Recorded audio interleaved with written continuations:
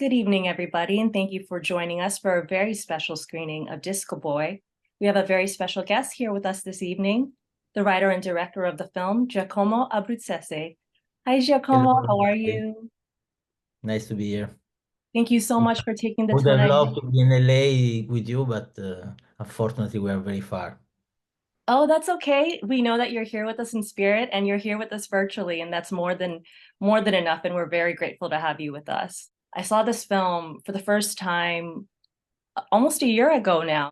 And I actually saw it twice in theaters because I loved it so much. The visuals and the soundtrack and the score are so stunning and immersive. So I just like to dive in talking about the imagery as well as the score and sound. The score got me dancing. Like I felt like I was kind of in and out of a club and a film at the same time. I would love to know what the music selection process is like for you. How did you link up with Vitalik? Tell me more about your music process. Hmm. Yeah, Vitalik was my first choice since the beginning. I was really immediately thinking about him and his music um, already, I think, almost in the writing process. So like several years actually before the shooting, I already contacted him through my producer and his agent. And he was really interested in the project. He loved the screenplay. He liked a lot my previous work, my shorts and documentaries. So actually, it was not so complicated, but everything was complicated in this film, but not the collaboration with Vitalik. The main difference, let's say, comparing to other composer more for cinema that I worked with, is that uh, is not used, let's say, to really compose on a editing. So what we did more, it was like talking a lot before the shooting itself, which kind of music I was looking for, which kind of mood, and I tried with my words to be very specific. Um, and let's say I asked him to produce like 3, 4 tracks before the shooting, telling him that I was looking for something that was somehow hypnotic at the same time, like very vertical and like bringing you to a kind of ascension, let's say. And and I think he had these lyrical things, these melancholic things in his techno music, Vitalik. So it was somebody who could bring this techno, let's say, loop into a more spiritual level. And actually, I was very impressed because when he sent me the first tracks before the shooting, it was summer, and they were exactly the kind of music I was imagining. So I was very happy to share that music with my director of photography, with my main actor, with the art director, for example, in a way that the film already could get this kind of mood from the music, and to avoid, let's say, a video clip effect, like to put this music boom like this on a movie, but the movie was already very organic to the music, and that's why I think this kind of process worked. Then there was like a second part of work, like more later on the editing. And also Vitalik was very cool because again, because it's not a composer that is used to make like 5, 7 versions of the same track to fit to an editing. Like we were talking more about the track himself and which part of the, let's say, of the movie would go. And then it was very kind with me to share his stem, so I could actually, with me, with my editor, with the track he composed, adapt to my editing while we were working. So I didn't, let's say, ask him to all the time make a new track to adapt me, but I was working myself with his own track. And when we were happy, we sent it to him to ask if it would be okay for him or if we fuck up his track. And actually was always very happy. I think just one track he had to rechange again some stuff, but I think the process worked very smooth, and I think each one of us tried to adapt to the let's say, the specificity of each person, let's say.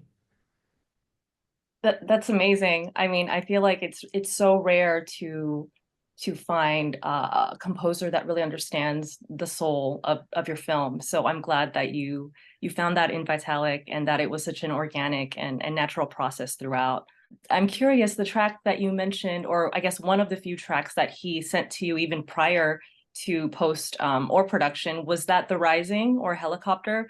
Those are two of my favorite tracks on the soundtrack. Absolutely. Also among my favorite with Winter. I think those are the three I like the most probably. And yeah, absolutely. The Rising was in this beginning pack.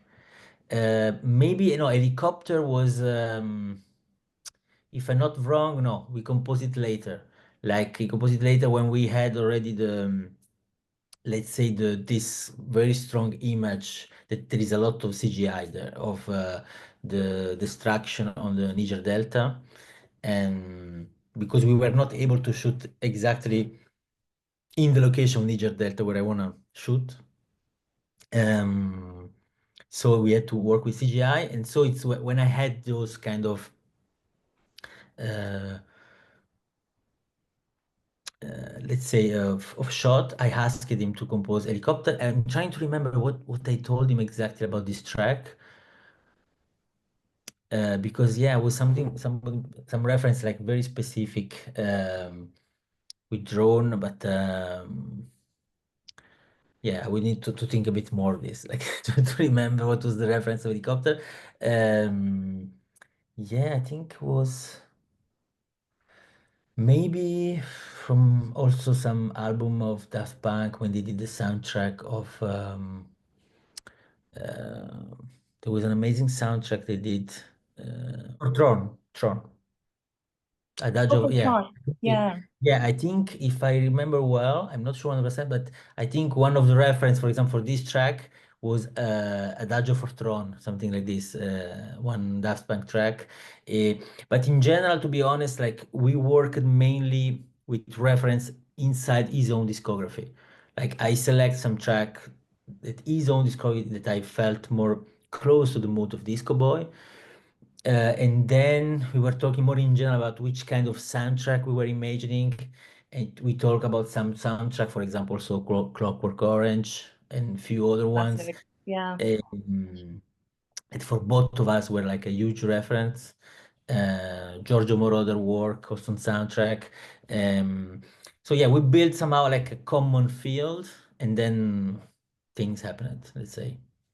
I love it. I love all of it. It sounds like we have a lot in common, film and music wise. So we should chat about that later. Speaking of the visuals, you mentioned CGI. I think that'd be a good segue into the stunning visuals in your film. Similar to my question about music, I'm curious as to how you and your DP and your team thought up the process for all of the visuals, including CGI and the use of infrared, the stunning cinematography that's in Disco Boy. Yeah, like for example,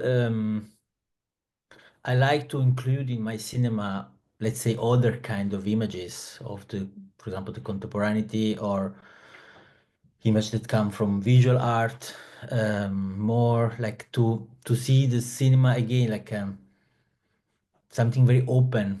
And I think cinema itself, like it's the, let's say, the opera of our times in a mean that he can bring together so many different discipline and arts, and it's nice to see it in a wider way, not only in a narrative way, let's say, which is very important, the narrative, but it's not for me like the main thing.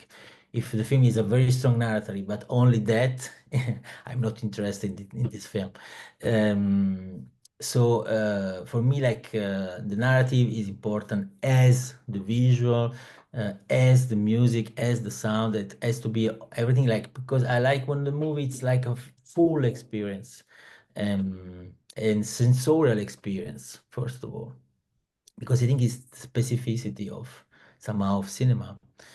Um, and so with Hélène Louvard, for example, I told her from the beginning that I was interested to explore for the scene of the fight between Jomo and Aleksei, something for sure not naturalistic at all.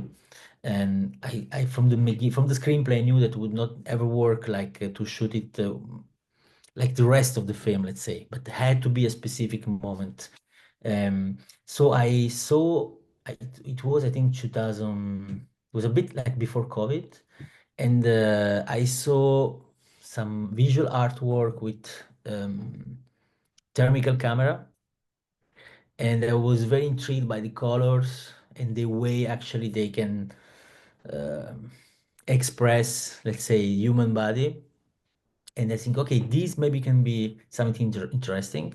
So I started to do some tests with the lens, with this kind of camera. Actually, more cameras that are conceived for, let's say, industrial reason. You use this camera, I don't know, to check stuff in an industry, on an industry level, let's say, in a steel work, in this kind of place. Not they're not conceived for cinema, so like the pixel resolution is quite bad. You cannot do many stuff, and sometimes white balance can become crazy. But actually, it was interesting to use also the weakness of the camera to make the camera crazy, let's say, in a way to create some effect. So, for example, at some point in the film, there is an inversion of colors. We go clearly in something way more abstract, a bit like a breakage film. And so I wanted to use this default, this weakness of the camera to actually create an aesthetic. And and also I wanted them to bring those kind of colors and aesthetic inside the nightclub, for example, in the third part. So in a way that I create this feeling that the film moves like a vortex. I definitely felt that. I feel like the infrared just really it brings out the emotions so much more. It intensifies the emotions in certain scenes so much. Like that one scene when Jomo and Aleksei are kind of sparring, they're fighting, and then finally, of course, Aleksei conquers him, and then he's just laying. Jomo is laying there. That's just such an intense and emotional scene, and I feel like those parts wouldn't have been as emotional had it not been for the infrared. So I definitely feel what you're saying there, and it's very effective. Great work. I'd like to move on to talking about the themes and inspirations in your film. One theme that I was very moved by was the bond between Jomo and his sister. They're very close, and the love between them is so sincere and genuine. Part of a sibling duo myself, so I was very moved to tears at certain points that their love for each other was so strong that even in another lifetime, or I guess in Jomo's case, when he's assuming another host body, he's still with his sister. And I'm curious as to what inspired you to make this one of your subplot themes. And do you have any siblings yourself? Are you in a Yes, sibling group? I have a brother. Yes. That's very sweet. I sense that. I mean, like to be able to capture it so genuinely on screen, you have to have a similar love for a sibling. Yes, I was intrigued, like since a while, to explore this connection of brothers. So, for example, it was something that I didn't explore in my really previous short film and documentary. But right before this Cowboy, I did a short film called I Santi, the Saints, I think in I've been wanting to see it. I can't find it anywhere. You'll have to send it to me. yeah, I can send you. Thank you. And the Santi, like really, it's about a brother and sister and the relationship between them. So I think it was important somehow to make this short film that is really a lot about it, to have this somehow as a subplot in Disco Boy. And yes, it's like I thought from the beginning, okay, I can create this connection, how I can show this silent love and connection, not going through a lot through dialogues, even without saying with dialogues, oh, she's my sister, he's my brother, but just to understand it from the very beginning. And so I worked with this idea of this heterochromy of the eyes, that they both have the two different colors of the eyes. So we immediately know that there is a match, and it's almost like also on a supernatural, spiritual level. So we immediately understand that they are connected somehow. And then, yeah, work very slightly with the dialogue and have this feeling that this kind of relation and love is beyond life, let's say. This was very important for me to imagine somehow that Jomo has to come back, uh, back to the living, let's say, because he has somehow to care about her sister, to see her again, to protect her, to somehow find a way to recreate this kind of circle, this kind of dancing that was interrupted. And somehow Alexei will convey all this. That's beautiful. I did want to talk about the inspirations. I sensed a few nods and some homages in your film. Correct me if I'm wrong, but I did sense a little bit of Beau a bit of melody, and some irreversible. And now that you mentioned it, a little bit of Enter the Void as well. Would you The say second that, one is Tropical Malady, you say? yeah. Yeah. Would you say that Claire, Apichapong, and Gaspar are influences of yours? You were able to do these homages beautifully and make them your own. A Pong, definitely for sure. It's one of my favorite directors. And Gaspar Noé also, I have a huge respect for him. I think he's a very, very good director. Me But let's too. say I'm more close somehow to some, more, visual approach, let's say, of Gaspar, but not to his content. And I think we have a vision of the world and humanity that are very, very deeply different, let's say. And but as a director, I really respect him a lot. I think he's a great director. But I think like the stuff that interests us somehow concerning the human are very different. On the other side, I feel way more close to Apichatpong or to Claire Denis, as you said. But the story with Claire Denis and Beau Travail, it's a bit funny because uh, a lot of people, when Disco Boy was released, they saw it as an homage to Beau Travail. And to be honest, like I didn't saw Beau Travail before shooting Disco Boy. Actually, I didn't saw it before writing Disco Boy. And when I was trying to look for producer to find money, actually some producer they told me, but it's interesting, like this kind of contemporary homage to Beau Travail. And I know Claire Denis' work, like like Trouble Every Day. It's a movie I was deeply in love. Chocolat also I saw, which I love, but I didn't saw Beau Travail. So I was like, okay, so should I see this film or should I not see this film before making Disco Boy? I was a bit hesitating, and actually I saw it like yeah, a few weeks before the shooting, and I was somehow very touched, like how both of us we saw the potential of the dancer inside the soldier, let's say. But was not something that came, let's say, as an homage, but more like a common feeling coming from different tracks. Because, for example, the core idea of the film came to me through a person I met. Like I was in a club, was in a disco club in south of Italy, in Puglia, and I met a dancer of this club, and this guy told me that before was a soldier. So I was very intrigued, like how this soldier became a disco dancer, let's say, how the same person can embody so different, apparently, expression of the human body. And then I start actually to think more about this and to see some connection between those, let's say, very far words. For example, a common sense of choreography, Hmm. a common sense of discipline, and somehow also like a need at the end of the day to arrive like really physically destroyed to feel like something achieved. Um, so like, they were on a plastic and on a psychological way some connection point. So this was really the core idea of Alexei and started from this meeting of this guy. And so yeah, was not, and also the final idea of the dancing with Udoka didn't came from as an inspiration from Beau Travail. And but it's funny like how somehow things can resonate in a different way.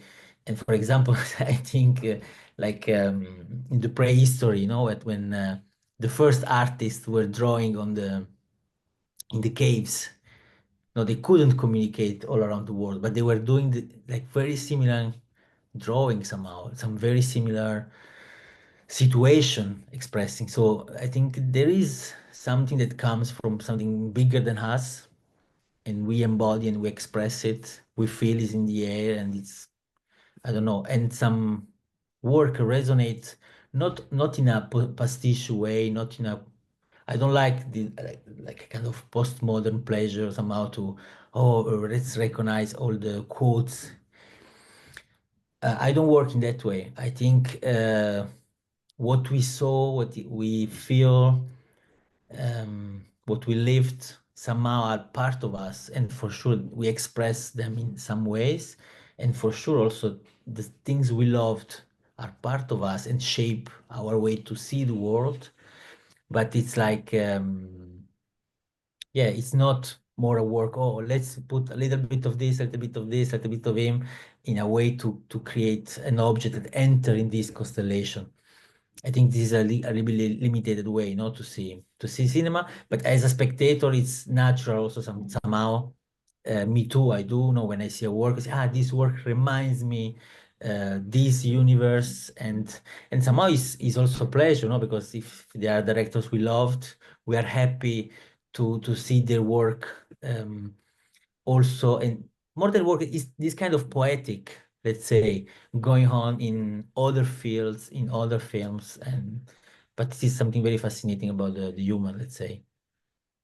That was beautifully articulated. Thank you, Giacomo. I agree with you. And I wasn't trying to say, I'm sorry if it came out across that way. I wasn't trying to say you were piecing homages together, but it was done beautifully and in a very organic way. And No, no, I don't think that I your don't see you as question that type.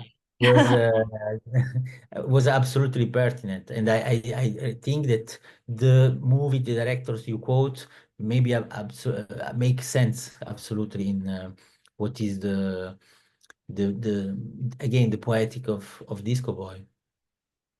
I would add also, I don't know, Carax probably. Oh yes, yes, him too.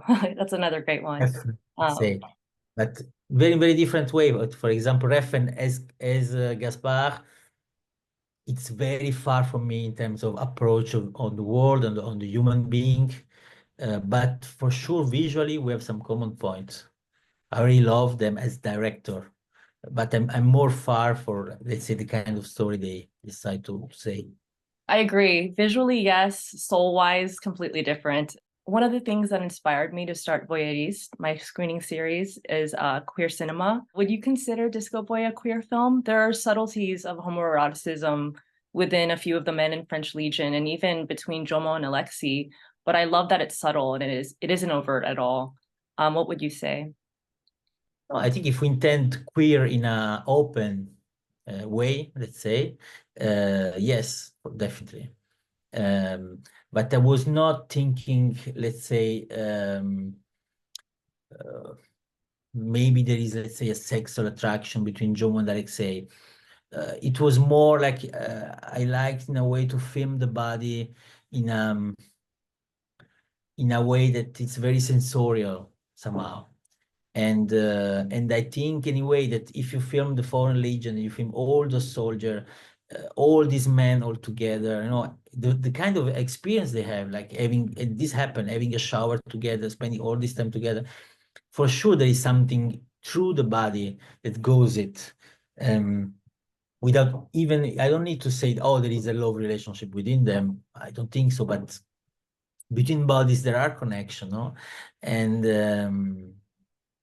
so I wanted to explore in, like, I didn't want at the same time, for example, to have the feeling that Aleksei fall in love of Udoka, of the sister of Jomo. I didn't want to enter clearly in on this level. I was in this film more, again, trying to shape the idea of brotherhood, of connection between brother and sister, for example, and somehow the relationship between Aleksei and Udoka, it's more like brotherhood connection that happened, and somehow also between Aleksei and Jomo, like the last probably thought of both of them would be like, I killed or I tried to kill a brother at the end, no? So I was more working on this kind of level, but for sure I really like when cinema is fully taking the possibility of the body. That's a beautiful way to look at films and interactions between bodies in general. What you said about Jomo and Aleksei having a connection as brothers, but not necessarily, it could be misconstrued maybe or interpreted by some as semi-sexual, but there is a way to make bodies sensual without being sexual. And I think you did that beautifully. Yeah, Um, and it's okay if some people think it's also sexual, like it's not something for me that is totally out of the box thinking of this. I like it when a film actually gives you space, mhm. possible of breathing, you know. I don't like when a film takes you like this and bring you in, tell you, oh, look at this now, feel this now. It's like Right. somebody just you have a conversation, it's all the time bombing you, no, with something. And so I like films that give you space, that is a dialogue with the spectator. And I have a huge respect of people that watch my film and the thing has to be somehow a share, no? I propose, let's say, a universe, I propose architectural work. My architecture is always a bit open. And so it's more like, let's say, people who maybe they need all the time that we tell them what to do and what to feel, that will probably be not very comfortable in my film, but who people are curious and they they have somehow their own thoughts, their own feeling and desire, and I think they will appreciate this moment of freedom, and at the same time something that on the paradoxical level it's also, yeah, a bit psychedelic, a bit shamanic, but I think always in a very smooth way, no? And even if in each film you can have, I like when a film is not looking the same from the beginning to the end, you know, that you have moment of rapture, you have moment that goes more fast, moment of contemplation, because life is like this, no? It's not always the same. It's time is changing through the way we experience it through life. So I like when cinema give us this kind of complexity that is the complexity of our lives. I absolutely agree, Giacomo. Some of the best film experiences I've had currently and in the past is when I can completely lose myself in the film. So some of my favorite films and the films I'm most inspired by are the ones that are open to interpretation and give you breathing room, as you said. Unfortunately, we don't have too much time left, but we still have 8 minutes. What's next for you? What can we expect from you in the future? Eh, I'm I finished to write my next feature film, Oh, uh, congratulations. That's exciting. which we call Disorder, and it's set in Milano, in Italy, in the 90s. Now I'm working on the cast and on the financing. So let's say if things goes very fast, I will shoot in 1 year. Otherwise, maybe two, maybe more. We never know with films.